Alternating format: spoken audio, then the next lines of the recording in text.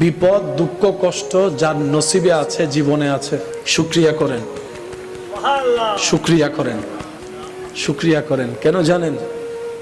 সুখের সময় রবের কথা মনে থাকে না, মনে পড়ে না। কষ্ট বিপদ রোগ আসলে রবের কথা বারবার মনে হয়। সেজন্য প্রেমিক বলে ওই কষ্টটাই আমার জন্য নিয়ামত, যে কষ্টের কারণে আমি আমার রবকে স্মরণ করতে পারি। সুবহানাল্লাহ।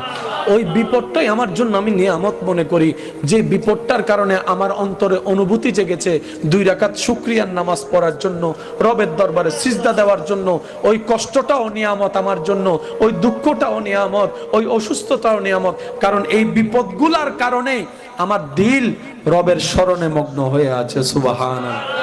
আর হাজার বিপদের মধ্যে সবর হচ্ছে এমন একটা খুঁটি, এমন একটা গাছ, এমন একটা শক্তি।